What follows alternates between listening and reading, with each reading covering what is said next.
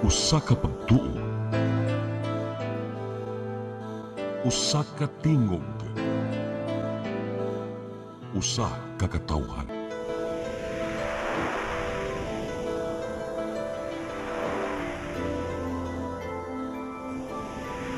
Cebu Catholic Television Network.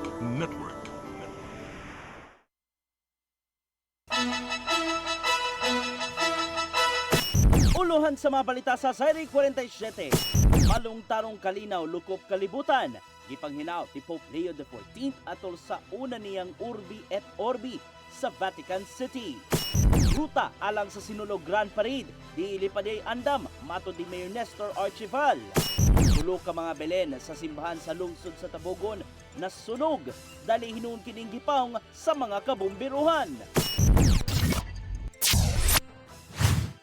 Sugbo, Kabisayan ug Mindanao, Pilipinas ug katawhan kutos maabot atong Sibya sa tibuok kalibutan mayong hapon. Live kita karon sa CCTN Channel 47 ug kini ang tulumanon sa nagunang kasayuran nga angay natong masayran. Sa nga ni Attorney Danica Caballes, ako si Dennis Tabar ug kini ang Seri 47.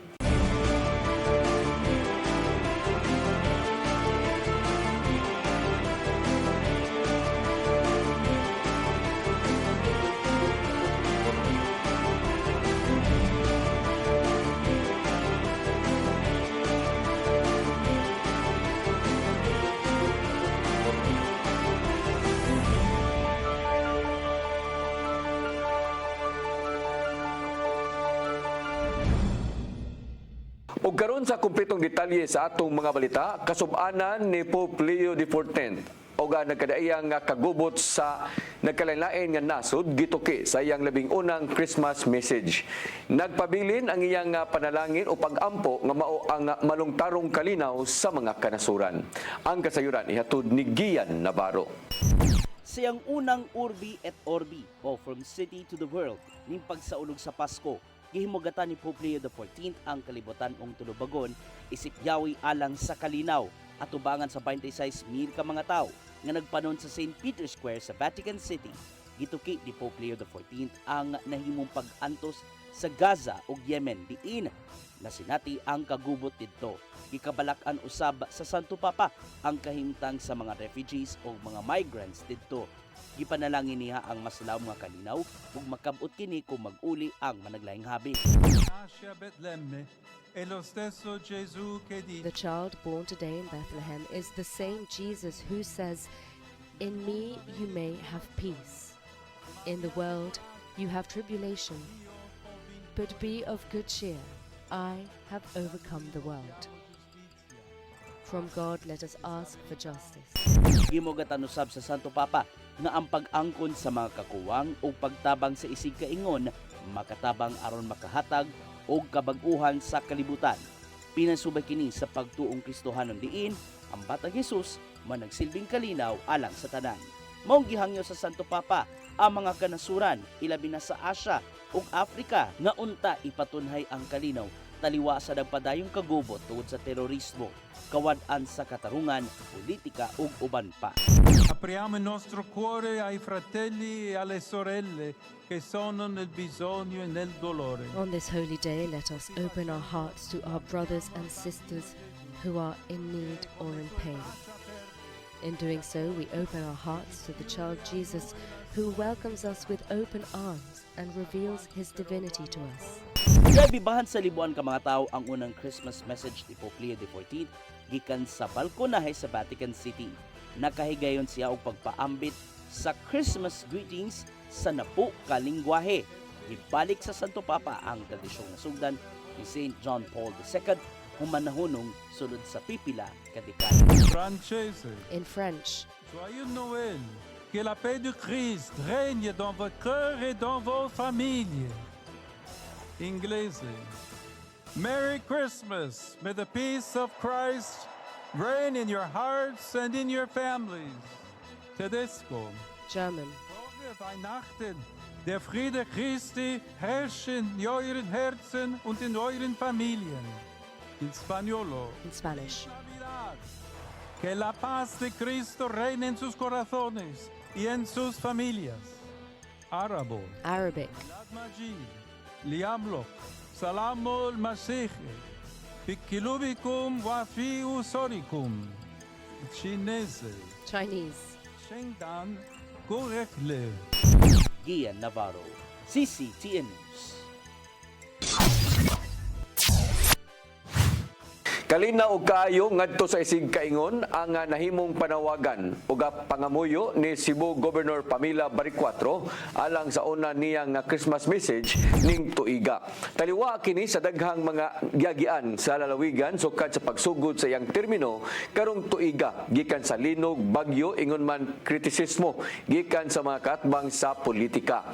Bisan pa man sa kalisod mga naangkon karon mas gipili sa gobernador nga ipakita ang kaluoy o pagtabang ngadto sa uban. Nakita sa gobernador nga masukod ang gugma pinaagi sa pagpakita sa maong mga maayo nga binuhatan. Inay nga muhatag usab og mga mahalon o hilabihang kabungga nga regalo. Dungan usab sa paglipay-lipay, gisaluduhan usab ni Baricuatro ang mga health workers nga walay puas nga nanabaho bisan pa man sa tigpahuway na sa mga tao. Kabahin sa priority agenda nga gihimo ni Baricuatro mao ang pagpalambo pa sa healthcare services sa probinsya. Ang importante na tinuod ang gugma ug buhi ang paglaom. Kay usahay ang pinakadakong gasa dili sa kamahal sa mga butang o kaing grande sa pagtapok-tapok, but it is in the meaningful relationships we have with people we love and the kindness we show even to those we don't know. Gisabutan na sa Konseho sa Siyudad sa Mandawi ang pag-institutionalize sa programa nga nagtanyag og nitsubuy na gift pack sa matag panimay. Matod ni Konsehal Joel Sino, ang chairman sa Committee on Appropriations, Budget and Finance, nga mao kini ang plano sa Konseho aron matag tuig mahatagan na og nitsubuy na gift pack ang mga taga Mandawi. Mobalik ang regular nga sesyon sa Konseho karon nga Enero sa sunod tuig. Ang gift pack adunay sud nga ricado sa fruit salad ug mga spaghetti, luncheon meat ug uban pa. Ang paghatag nakabase usab sa nakalista sa wahay nga sensus sa Community-Based Monitoring System sa tuig 2023 nga adunay 86,000 ka mga panimay. Apan matod ni Sino nga kung ma-institutionalize na mahimong mapun-an ang listahan sa mga mahatagan. It's their pagsugod raman mo iso. Karon na hibawan naman tayo sa the number of households. Lapu-Lapu City Police Office nakatala og 7 ka mga individual nga nabuthan og pabuto atol sa pagsugat sa Pasko. Apan taliwa niini nahimong malinaon ang pagsugat sa Pasko sa siyudad sa Lapu-Lapu. Ang kasayuran ihatod ni Crystal Joy Filerca. Nakatala ang Lapu-Lapu City Police Office og 7 ka mga individual nga nahiagom og minor injuries human mabutan og pabuto ato sa pagsugat sa Pasko alas 12 sa tungang gabi ni adtong Disyembre 25. Tulo niini mga babae samtang upat ang mga lalaki. Ang tulo ka mga babae nagpangidaron og 20 anyos nga taga Barangay Mactan ug 13 ug 11 anyos nga taga Barangay Bangkal. Samtang ang upat ka mga lalaking naangol nagpangidaron og 54 anyos nga taga Barangay Marigondon, 17 anyos ka taga Barangay Buaya, 14 anyos ka taga Barangay Pusok ug 14 anyos ka taga Barangay Santa Rosa o Lango Island. Dugang paniana, nibutyag usab si Police Captain Edsel Petesio, ang spokesperson sa LCPO, nga aduna sila'y nasakmit nga mga paboto sa barangay poblasyon tungod kay wa kini malakip sa designated firecracker zone. Alam tayo na kuan sir na kumpiskar nga gamay ra kayo nga baliyo sa pabuto sir na wala siya mamaligya sa firecracker zone. Wa tayo nadakpan sir kay maka-ipsot mo na yun sir na mabiyaan ra yung pabuto sir. Dugang usab niya nga wa hinuon sila'y nadawat nga taho nga adunay nagpabuto og armas ato sa pagsugat sa Pasko. Sa kinatibuk-an, gihulagway ni Petesio nga nahimong hapsay ug malinawon ang pagsaulog sa Pasko sa dakbayan sa Lapu-Lapu tungod kay wa sila'y natalang mga dagkong panghitabo sukad pa ni adtong Disyembre 24. Crystal Joy Filerca, CCTN News. PRO7 mihulagway nga malinaon og hapsay nga walay natala nga krimen sa siyam ka adlaw nga Misa de Gallo lakip na ang pagsaulog sa adlaw sa Pasko. Ang kasayuran ihatod ni Arnold Bustamante. Giunagway sa kapulisan sa Central Visayas, kabalinaon hapsay gulay na biktima sa pabuto atol sa pagsaulog sa adlaw sa Pasko. Mato ni Police Brigadier General Rodrigo Marana ng hepe sa Police Regional Office 7 nga gawa sa walay natala nga nabutan sa Region 7. Wala usab sila makatala bisan usa ka krimen sa siyam ka adlaw nga misa regalyo. Gito ni Maranan nga mipakatap sila og 10,000 ka mga pulis aron masiguro nga malinawon ang pagsaulog sa Pasko nga walay krimen nga mahitabo. Overall assessment, well, it is a very, very peaceful simbang gabi. As of now, zero incident pa tayo sa mga churches, zero incident tayo that will affect the peaceful celebration ng ating Christmas. And hopefully, today, the last day of simbang gabi, remains to be peaceful. Usa ka adlaw sa wala pa ang Pasko, may inspeksyon si Maranan sa mga mamaligyaig pabuto sa barangay Babag sa syudad sa Lapu-Lapu aron pagsiguro kung misunod ba sila sa lagda sa PNP. Nabantayan ni noon sa general nga gisunod tanan sa mga manindahay ang lagda sama sa pagkuha og permit gikan sa PNP, Bureau of Fire o sa lokal nga kagamhanan ug wala usab sila mamaligyag illegal nga mga pabuto. Yes, kahapon ay pinuntahan ko yung mga firecracker selling zones natin, and I checked some of the stores, tinignan ko yung kanilang mga permits, kompleto naman so far, at it's good na wala tayong nakita na nagbebenta ng mga pinagbabawal na paputok.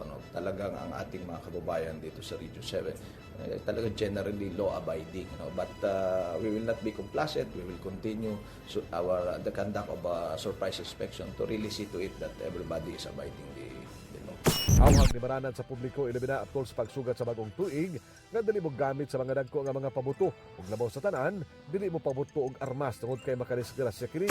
Para maiwasan po natin yan, bumili lamang at gumamit ng mga allowed na firecrackers and fireworks. And most importantly, huwag po tayong mag-indiscriminate firing gamit yung mga baril natin sapagkat yan po ay napakadelikado. Maaari kayong makamatay, maaaring masaktan nyo yung sarili, at higit sa lahat, may kaukulang pagkakulong ang paggamit ng baril sa pagsalubong sa bagong taon. Wala makapuntura Piero 7 nga dunay hulga sa seguridad ning panahon sa holiday season, apan matod ni Maranan nga wala sila mo kumpiyansa ug padayon ang ilang pag-alerto aron dili sila marutsan sa mga kriminal.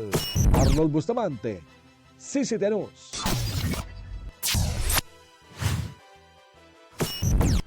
Musunod, ruta alang sa Sinulog Grand Parade. Dili pa hingpit nga andam, sigun pa ni Mayor Nestor Archival. Kanoguban pa mga balita sa pagbalik sa Sayri 47.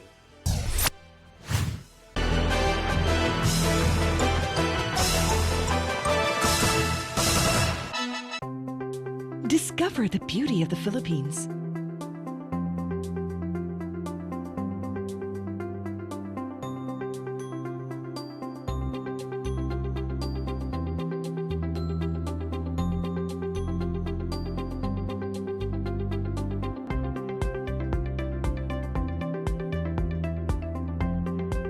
With Philippine Airlines, the country's flag carrier.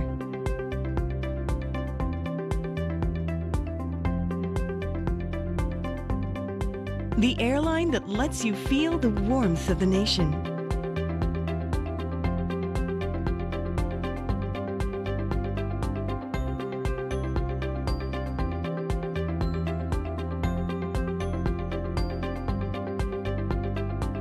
Mabuhay!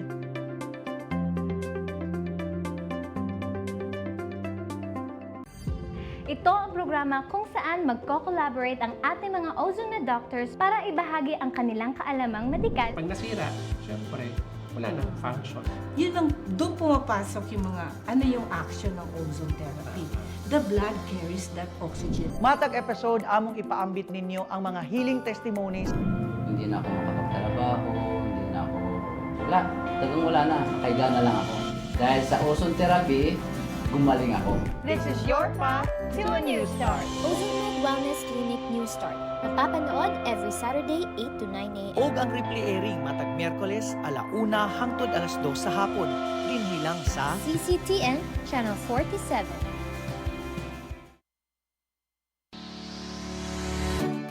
Looking for the best internet deals in Negros Oriental? Field Products Negros is here to bring you fast, reliable, and affordable internet with plans made just for you.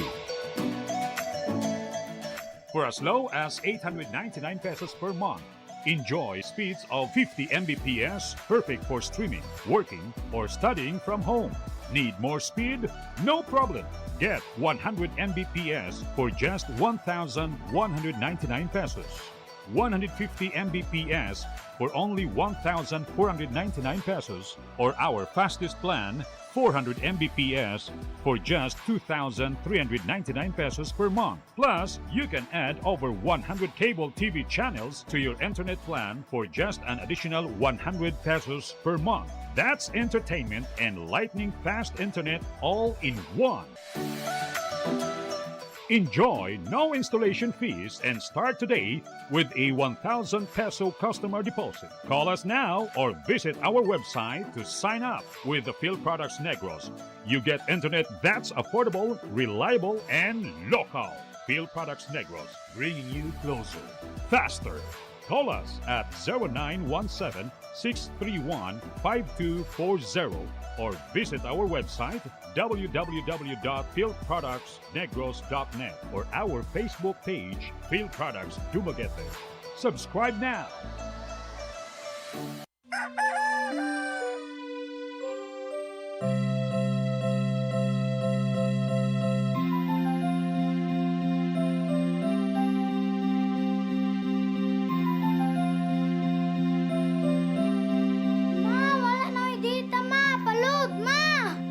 Sorry ma'am, na-late ko. Nangita pa mong gugo para internet sa kong anak ma'am. Ay, wala na yung problema. Pag Sinisibu! Sinisibu, Sinisibu. For your internet connection. And for the signal of your cable TV. So fast and straight, the transmission to your home. Sinisibu! Sinisibu, Sinisibu. Offers you to have fiber optics. For your viewing experience, perfect and clear so far. So great and affordable for you to enjoy. Sinisibu. Sinisibu Television Network Incorporated offers fiber to the home broadband internet bundled with fiber to the home cable TV connection. Sinisibu Television Network Incorporated, with its operation in Metro Cebu and the whole province of Cebu soon. And affordable for you to enjoy. Sinisibu!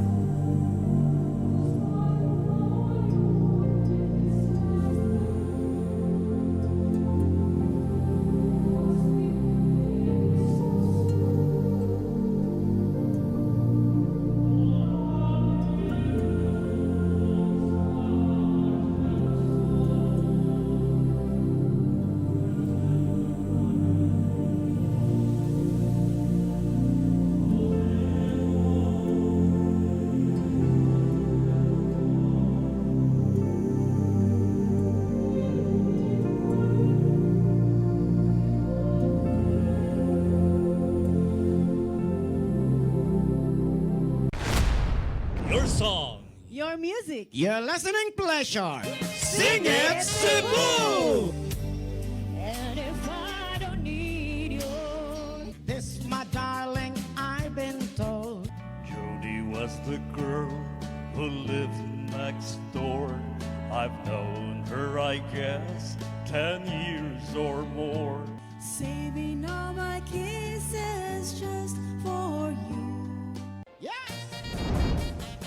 You got me jumping like a crazy clown, and I don't think you're right to put him down. Since I kiss me, let me lips so wide. The things that bothers me is living like a fine. Hey, hey, set me free. Stupid Cupid, stop picking on me. Ang kinabuhi, puno sa hagit. Sugpil na ka, Dri, ha? Ay, paginarte! Magdita ka! Puno sa pangutana. Bata pa gani ka kaayo? Nagpuyab-uyab na ka? Kinsa man ang Muhammad sa gitin ato din ay karon ha, kinsa! Kung sa buti mo'y pasabot, Daddy. Puno sa luha.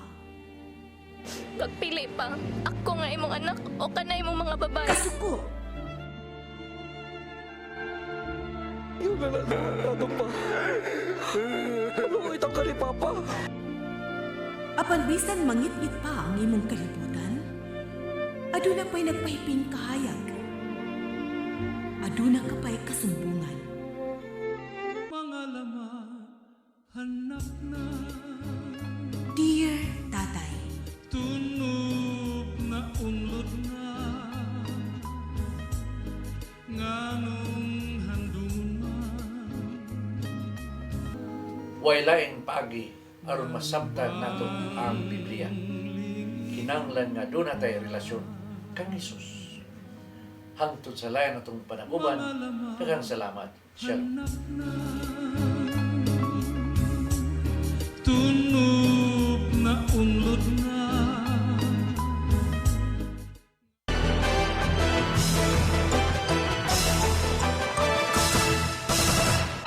Balik sa ato mga balita, laing nga commissioner sa Independent Commission for Infrastructure mukadaog na sa katungdanan. Alang niya nahuman na ang mga trabahoon sa mao nga buhatan. Ang kasayuran ihatod ni Gian Navarro. Mukanaw na usab sa katungdanan ang laing commissioner sa Independent Commission for Infrastructure nga si Rosana Fajardo, epektibo karong Disyembre 31 tuig 2025. Sa gipagawas ka pamahayag, wala niya direktang gituki ang hinungdan sa maong desisyon o kung kitsa man ang muhulip sa maong katungdanan. Giulagway ni Fajardo ang maong desisyon isip courtesy resignation nga sagad buhaton aron natagan og lugway ang pagpili sa kinsaman ang angayang pilion sa appointing authority. Matod sa pamahayag nga nahuman na ang iyang trabaho sa ICI, sama na lang sa pagbaton og mas halapad nga matang sa pagpangita og mga ebidensya, subay sa napadayong investigasyon, ingon man paghimo og detalyadong work plans. Nagbunga ray noon ang mga gipanghimo ni Fajardo sa mga nagkalain-laing sugyot alang sa mas tarong nga government procurement ug budgeting process nga may labot ang infrastruktura. Mong alang niya, panahon na aron itunol ang investigative o prosecutorial responsibilities ngadto sa ubang ahensya sama lang sa Department of Justice o Office of the Ombudsman. Tungod dinhi, duha na lang ang nahabilin sa ICI nga mao ang chairman nilang si Andres Reyes Jr. o special advisor nga si retired police chief Rodolfo Azorin Jr. Hinungdan nga gingusgan sa ubang mga magbabalaod nga himuon ng balaod ang Independent Commission Against Infrastructure Corruption aron mas matagan og ngipon ang paggukod ngadto sa mga kurakot nga opisyal. Gian Navarro, CCTN News.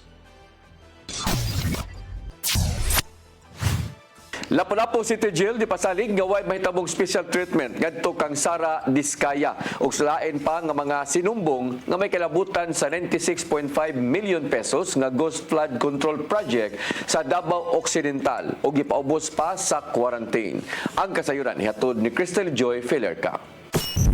Nabalhog na sa Lapu-Lapu City Jail si Sara Diskaya ug siyam nga gikasuhan sa 96.5 million pesos nga ghost flood control project sa Davao Occidental.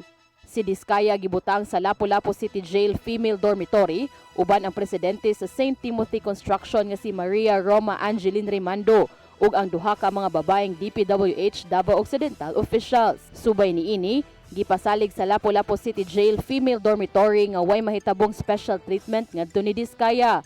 Matod ni Chief Inspector Ivy Christine Manigos, ang warden sa Lapu-Lapu City Jail Female Dormitory, nga kung giunsa nila pagtratar ang mga regular nga mga PDL, susamang pagtratar usab ang ilang ihatag ngadto ni Diskaya.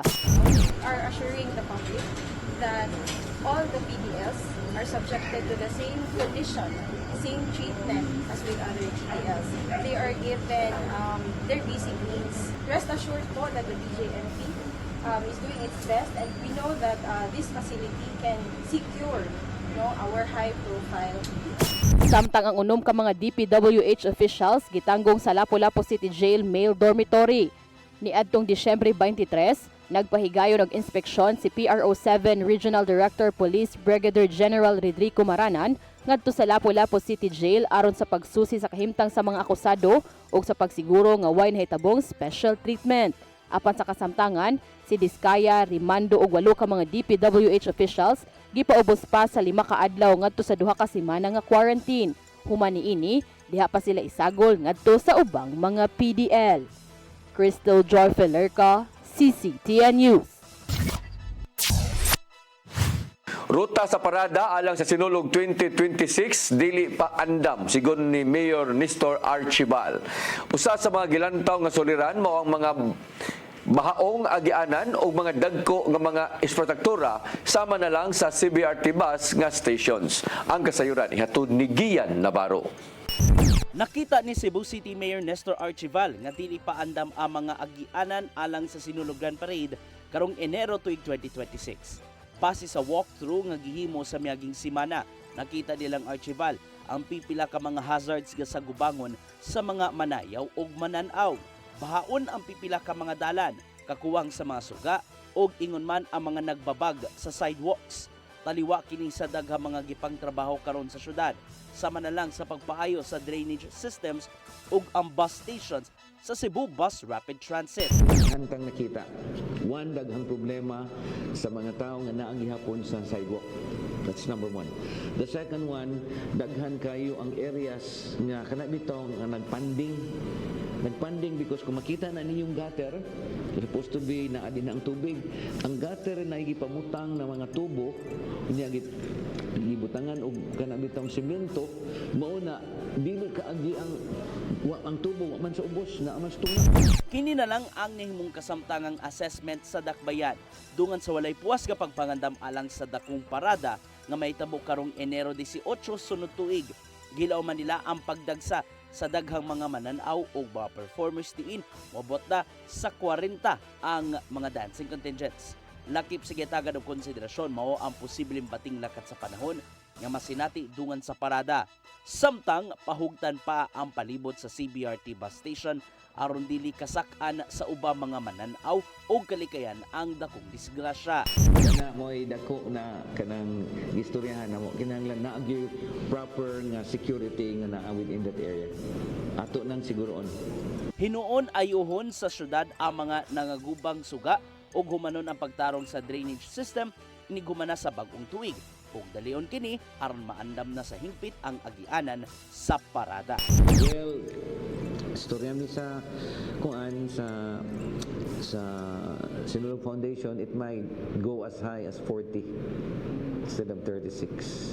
Gian Navarro, CCTN News. Lauman ang gamay nga pagbag-o sa presyo sa mga produktong petrolyo sa dili pasugaton ang bag-ong tuig. Matod sa monitoring gikan sa Department of Energy nga kuhaan og 50 centavos ang presyo sa matag litro sa gasolina. Samtang dugangan usab og 50 centavos ang kada litro sa kerosene o way pag-irog usab sa kantidad sa krudo. Matod sa Oil Industry Management Bureau sa DOE nga pasiuna lang kini sa pagbanabana gikan sa oil companies tungod sa padayong pinalitay sa petrolyo sa kalibutanong merkado. Resulta usab kini sa nasinating oversupply sa lana gikan sa mga nasod nga nagsupply niini og hinay ang demand sa kasamtangan.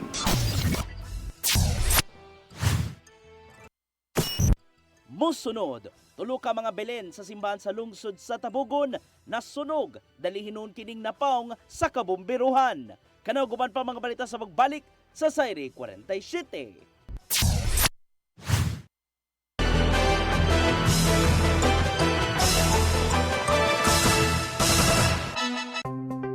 Discover the beauty of the Philippines.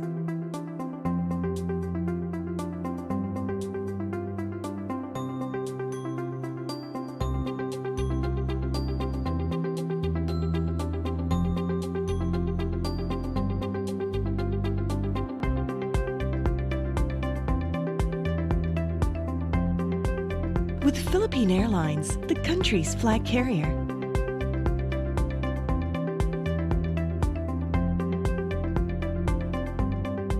The airline that lets you feel the warmth of the nation.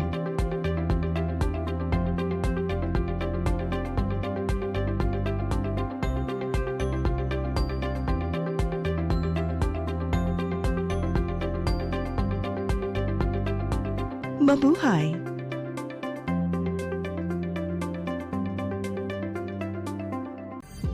Ito ang programa kung saan magko-collaborate ang ating mga ozone na doctors para ibahagi ang kanilang kaalamang medikal. Pag nasira, syempre, wala nang function.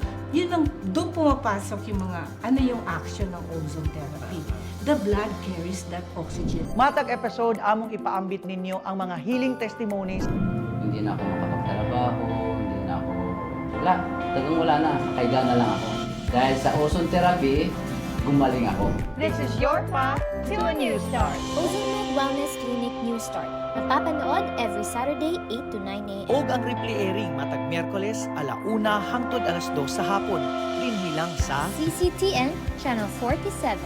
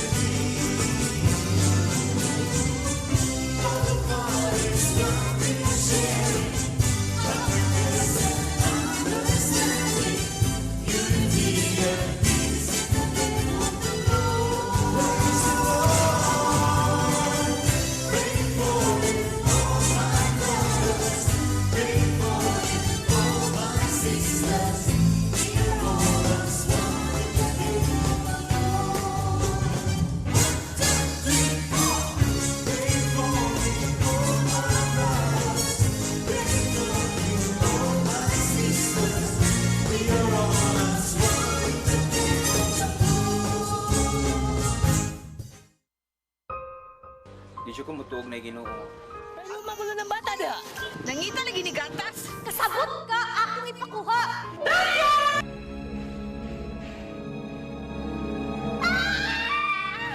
Ug naa sa unang Timoteo 3:15 nga ang iglesia sa buhi nga Dios mao iyang panimalay ug mao ang haligi ug sukaranan sa kamatuoran. Mayo! Kasi tayo! May hatag lang unta kong gatas para sa inyong anak. Basin kadahong ka nga, ikaw ang gwapa sa tibok kalibutan. Unsay reparation, Monsignor? Buhi kag laing bata aron mabayran ang imuhang nahimo nga dakong kasalanan.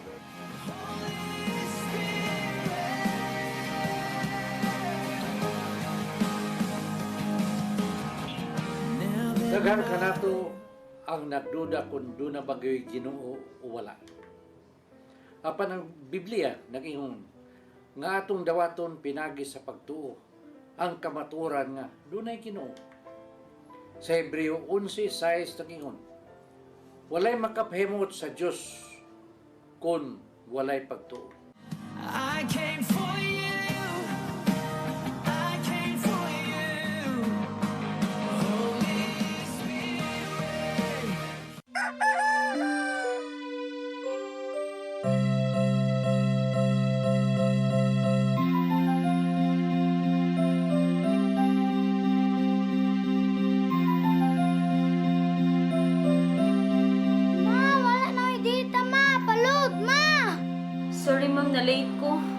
pa manggugo para internet sa kong anak, ma'am. Ay, wala na yung problema. Mag-Sinisibu! Sinisibu, Sinisibu. For your internet connection. And for the signal of your cable TV. So fast and straight, that transmission to your home. Sinisibu! Sinisibu, Sinisibu. Offers you to have fiber optics. For your viewing experience, perfect and clear so far. So great and affordable for you to enjoy. Sinisibu. Sinisibu Television Network Incorporated offers fiber to the home broadband internet bundled with fiber to the home cable TV connection. Sinisibu Television Network Incorporated with its operation in Metro Cebu and the whole province of Cebu soon. And affordable for you to enjoy. Sinisibu!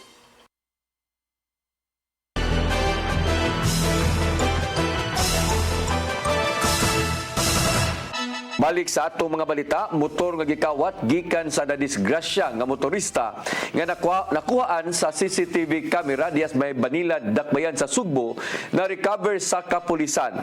Human nga matud pa gipaswapan og shabu diya sa may B. Rodriguez. Ang kasayuran ihatod ni Arnold Bustamante. Nabawi na ang motorsiklo nga gikawat tuman madisgrasya ang tagian ni adto nga Domingo sa kadlawon sa Governor Cuenco Avenue, Barangay Banilad sa siyudad sa Sugbo. Ang gamaong insidente nakuha sa CCTV camera sa mga lugar din kitabangan pa ang biktima sa mga nakasaksi sa insidente ug gipanaplin sa dalan sa dihaga aksidente niya nga nabanggaan ang puthaw nga riling sa mga repita. Sa kuha sa CCTV camera nga samtang nahinanog sa pagkatulog ang biktima, daplin sa karsada. Giduol kini sa usa ka batan-on ug gikuha ang miyawi sa motorsiklo ug dahing sibat. Mato ni Pulis sa Major Eric Hingoyon, ang hepe sa Mabuno Police Station, nga human ma-upload ang video ug nagpa-blatter ang biktima, nilusa dayon sila og investigasyon. Doon ay nagpahibaw kanila nga ang maong motor, gipaswapan kini og shabu sa may B. Rodriguez sa suspitsado, balor 7,000 pesos ug ila kini nga nakuha. Blatter siya and then nato ang mga pikon nato na pulis sa Cebu City Police Office, nagkandak dayon og follow-up operation ug backtracking.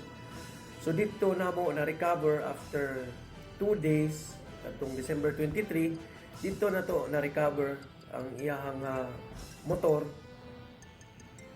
Ang suspect na dakpa na to is, ang information gikan sa suspect is, iya daw gipabayluhan og worth 7,000 nga illegal drugs nga shabu.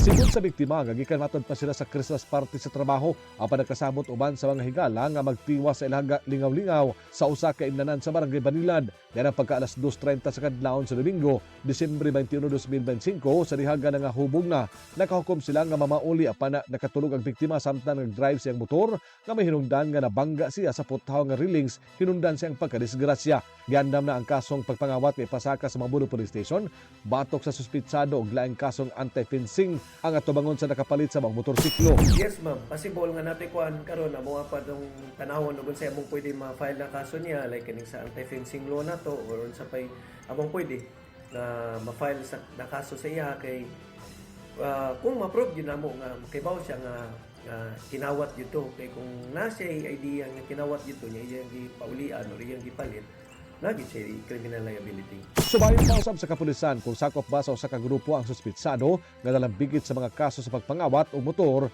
sa jurisdiksyon sa Mabuno Police Station. Arnold Bustamante, CCTV News.